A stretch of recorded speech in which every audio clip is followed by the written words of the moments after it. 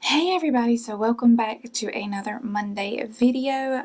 For this one we're going to be doing something that y'all have been requesting from me, and I've been trying to record this for, I don't know, months, and every time something happens with the video, so hopefully nothing's going to happen with this one.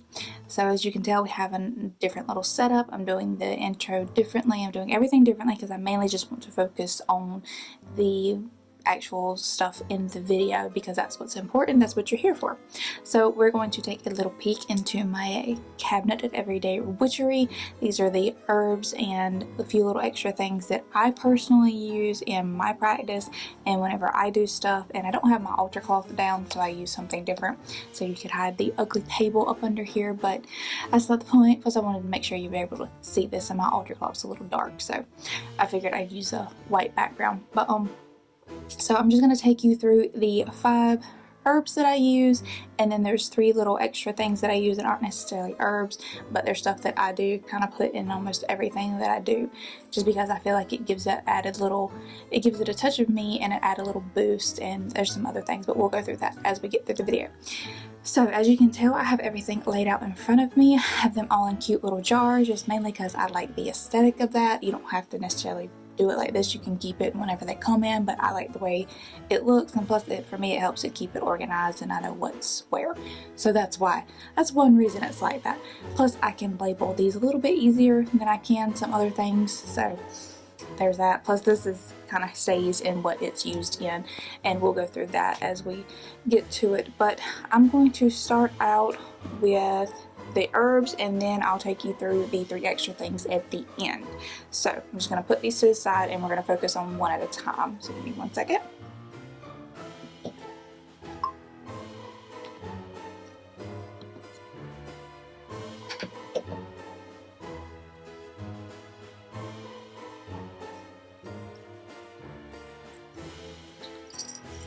Okay, so the first thing we are going to start with is called Yarrow, and I will take some out of the jar so you can actually see it. But this is what the herb looks like, and I do have the label on the bottom of this one, so I do remember what exactly this is. But this is Yarrow. It is a healing herb. It's made, you can use it for like ointments and scrapes and burns and stuff. You just grind it up into a nice little fine powder and everything. But that's what it looks like. It's leaves, and I think it does have white buds if you actually get the buds too, but these are the leaves and the stems of that.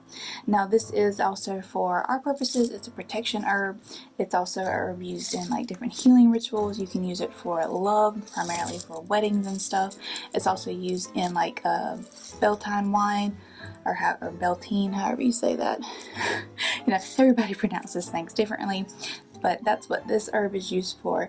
It's also used for courage. Now this herb is primarily it helps people that are more focused like on elemental stuff. So if you're mainly focused on like water and earth stuff, this is another herb that you would use for that practice. So I'm more of a water person, so that's one reason that I use this. I feel like it gives it a little extra boost for things, especially if I'm doing like protection and healing, which is what I primarily focus on. So that's my first herb that I used. And I get this from a local herb shop, and it comes in a regular, it's just like a little regular bag because I get it, it's grown from somebody here in the state, and then they have it bought and shipped in, so to their little store. But I keep it in this cute little jar. I did get this jar from the Dollar Tree, which I will have a video coming up about all of that here in the near future. But for now, we're focusing on the herbs, so that's the first one. That one's Yarrow. Our next one is one everybody should be familiar with, is lavender. I have a nice big jar of lavender. Now I did get this from, I think I got it from a seller on eBay just because my seller was out, so I needed some for a specific thing I was doing, and I needed it kind of quicker than what they could get it. So I was like, hey, let me get it. Let me see if I can get it offline. But everybody pretty much knows what lavender is and looks like without me making a mess. You can see the little buds down in there.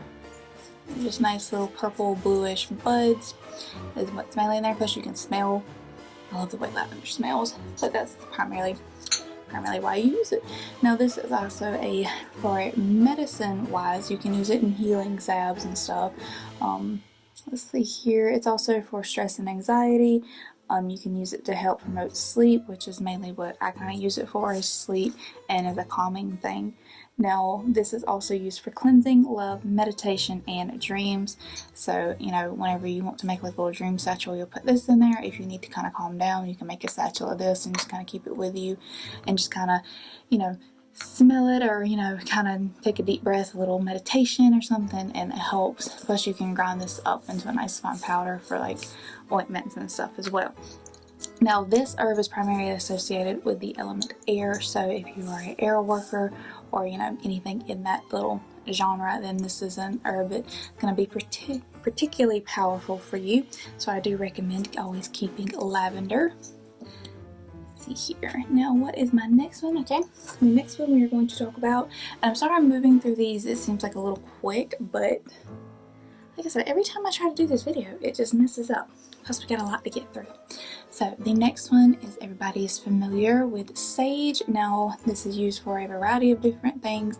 Nobody come for me because this was sourced ethically, and it's not just sage in here, it has some cedar and stuff in it, so it's not just primarily sage, and I use this very sparingly. I've had this sage probably 3 or 4 years because I don't use it that much. I only use it when I really need it. So this, if you have regular sage, then you can use that for healing. You can put it in teas. You can do, it's used for like hot flashes. You can use it for indigestion. You can also use it for like a treatment for your hair if you have just the regular sage leaves, which I don't think you can kind of see them buried in here. But this is mainly like the stems of it, and it's also, it's not really the leaves, it's more like stems because it's in there with the cedar, because this is like a whole little bundle of stuff that I needed.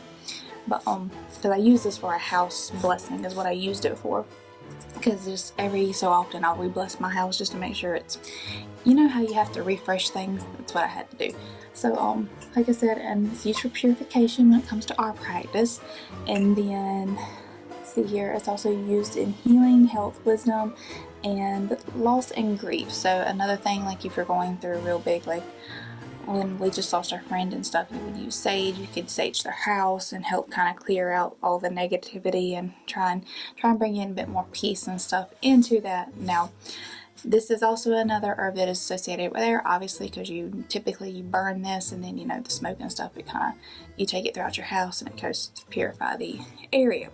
There are different things that you can use to do that, because I know everybody, as far as sage, because it is an endangered plant, and you know most people don't get it from an ethical source, just make sure if you do get sage, get it for a specific reason, get enough to where you're not going to have to keep rebuying it. If you can, grow it. I know at some point I want to go ahead and just grow my own, but I don't use it enough for me to do that right now, because like I said, I've had this same little bundle for 3 or 4 years. I've had this same bundle and I've barely even used it, because I only need it for certain things and I try not to use it that much.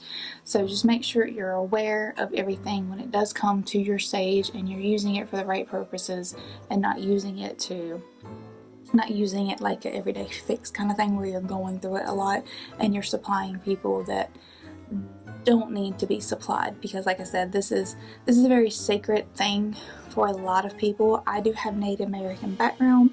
My great-great-great-grandmother was a full-blooded Cherokee Indian, so I do have Native American background, so I was kind of taught to do this by my grandmother. She taught me to do this because, trust me, the old Great Spirit was her main thing. You had to appease that. So I remember hearing that growing up, a little bit about my childhood there. But so just make sure you don't have to have Native American blood. Personally, I don't think that you do. Just make sure you use it with respect and you use it from an ethical source, and you know your intent when you're using it. You just make sure you do your research when it comes to sage, and you know, you do it respectfully.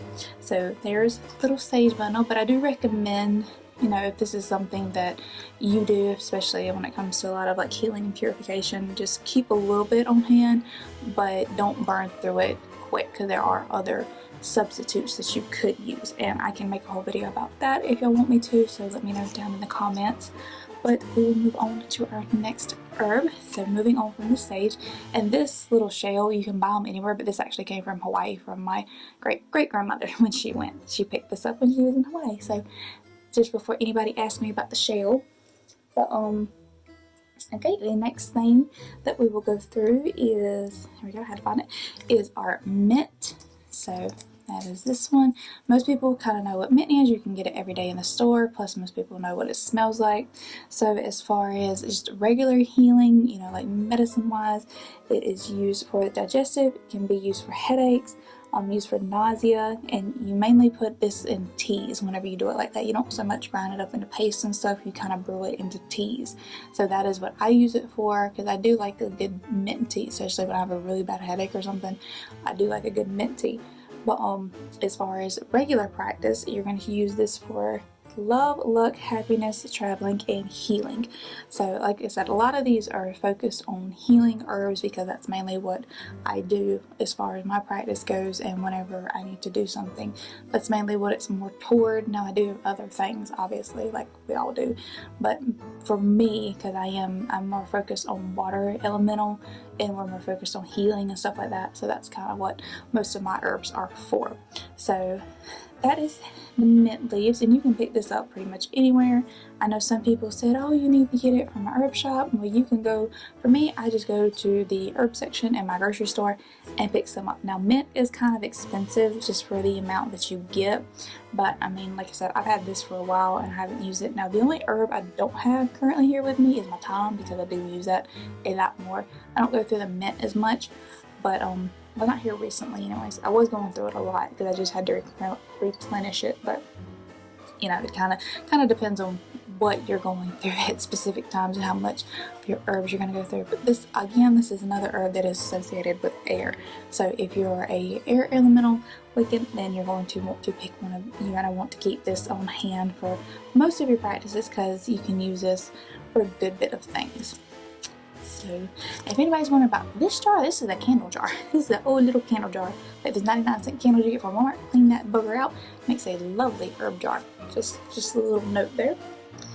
Okay, and our next item is the thyme, which I don't have, but I will insert a picture like in here somewhere. Everybody kind of knows what thyme is. That you can use for healing, you know, medicine wise. You can use it for like mood boosters, you can use it for a sore throat, you can use it as oils and teas. So you can infuse it with oils or you can brew it as a tea.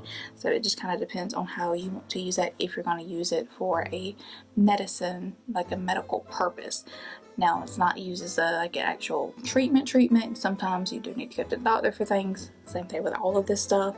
It's used, you know, just kind of like at home. If you don't think it's severe enough to go to a doctor, then use the substitutes. But sometimes you do need to go to a doctor. Just a little disclaimer there. But the other thing that it's used for in our practice is going to be for sleep, health, strength, luck, purification, loyalty, and banishing. So again, you would put that in either you can either do it as a tea, you can burn it, you can do a variety of different things with it. You can put it in little satchels, because I make some of those. You can put it in witches balls as well. Now, it is a water and an air element mainly focused herb, so you're going to want to keep that in mind when you do use that, what your kind of intent is with that herb. So like I said, mine's more water intent, so that's what I kind of go into the mindset of what using that for. But I will make sure I insert a picture of that. Now again, that's another one you can pretty much pick up anywhere, because you use it in the kitchen to cook with, and we use it in our practices for stuff. So it's kind of versatile. Plus, some people kind of already grow that in their herb garden. So there's that. Now, the next herb I do have with me, I had to find it because it was buried, because this is another one that I use in the kitchen and use for my practice. Well, is rosemary. So again, most people kind of know what rosemary looks like, but I'll go ahead and get some out and show you. Plus, you can smell rosemary. It smells very earthy and rosy, which obviously is where it's named from, but there's what it looks like. Just a little kind of, just kind of tumbleweed looking things is what you can describe it as, but that's what your rosemary looks like. Now again, this has a medical purpose and it has a Wiccan purpose, so it's two different purposes, plus you use it to cook with, obviously. And this is my last kind of herb that I'm going to show you before I move on to my next 3 little items that aren't technically herbs that I use. So rosemary is used, and this is one thing that I kind of need to, I had to get a shampoo that had this in there, so I had to get a natural shampoo that had it.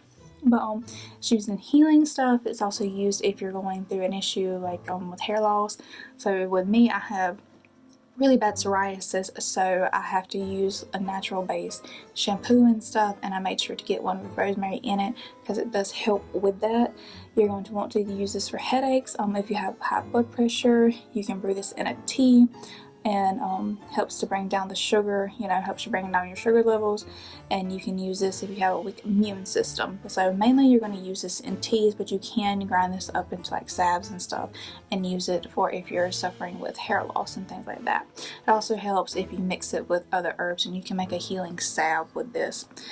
So as far as our practice, we're going to use this for cleansing. So like I said, there's substitutes for sage. This is one of them. You can use this in a little bundle, and there's different like the yarrow in this. You could use that. You don't necessarily have to use sage. So this is one of those, and you're going to use this for concentration. So if you need to concentrate a little bit more, you can use this as like a tea.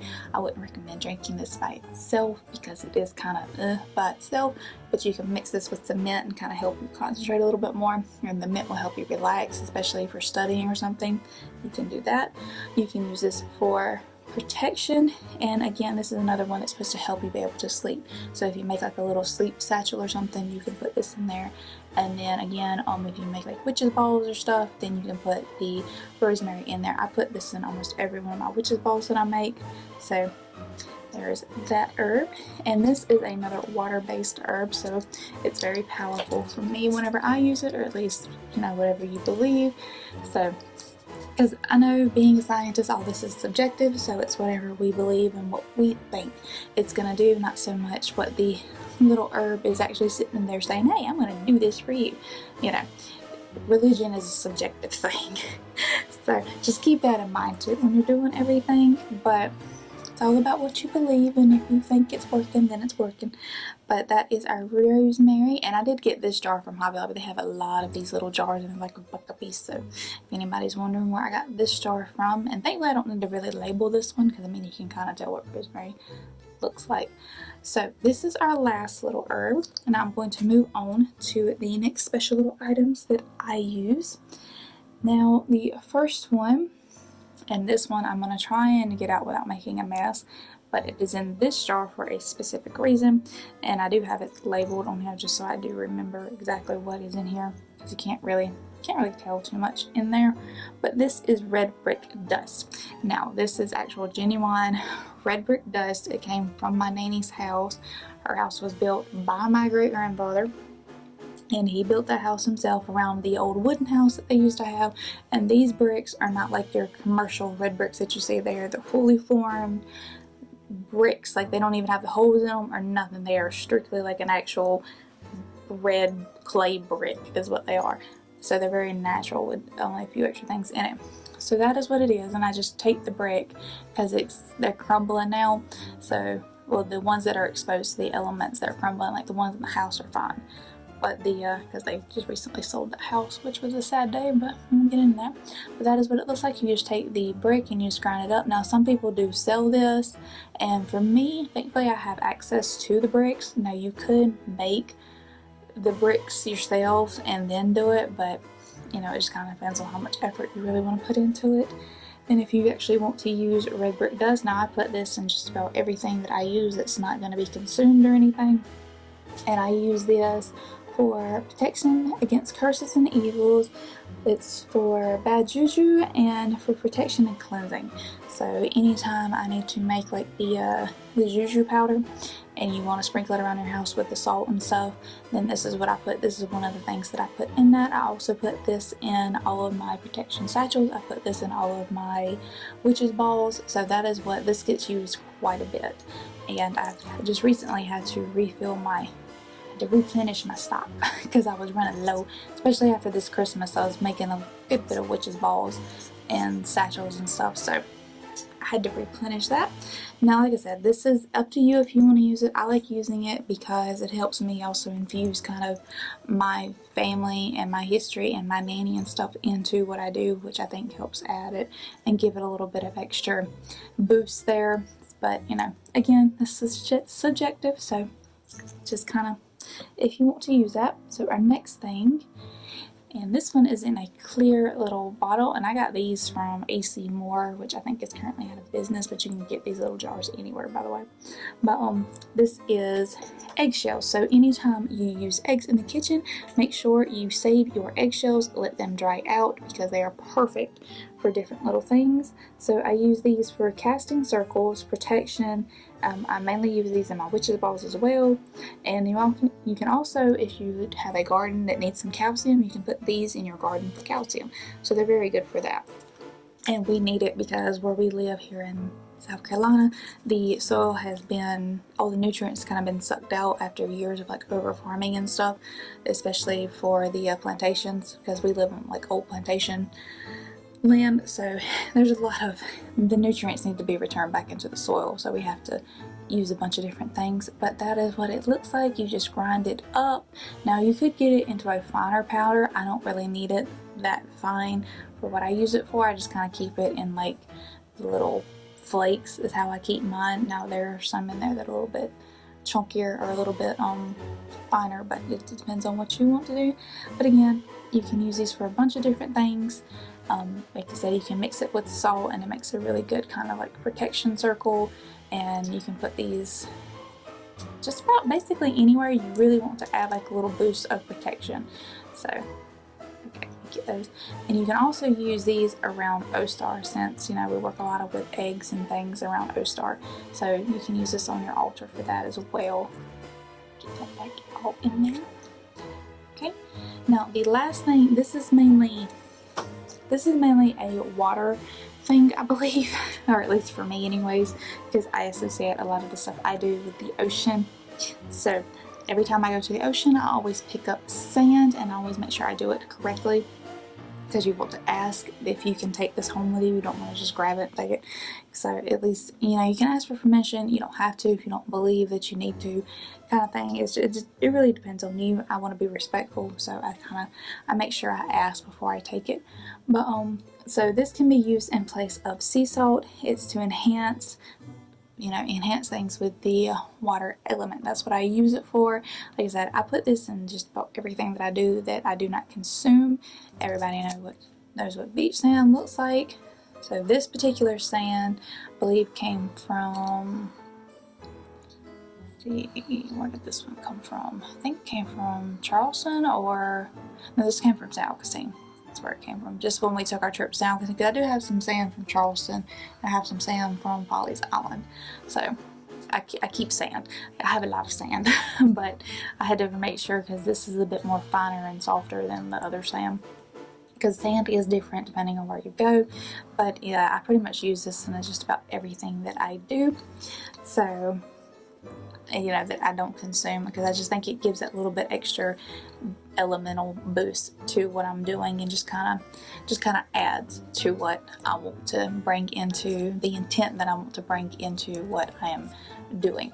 So there is the last little non-herb that I use. So that is everything pretty much. These are just a few suggestions that you can keep in your kind of little cabinet. We'll just run through these one last time. So bring everything back up, back into the frame. Okay.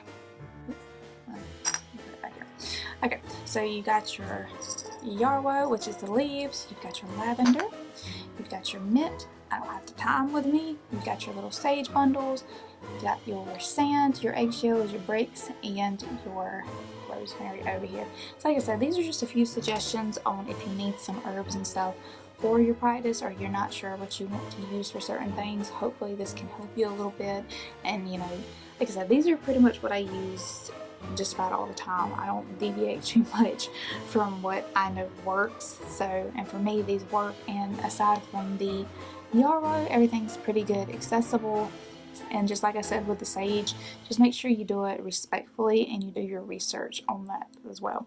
But I hope this is helpful. I hope y'all enjoyed this video. Like I said, I have a few more these type videos coming up, and I'm working on some craft videos, so hopefully we'll get into those as well.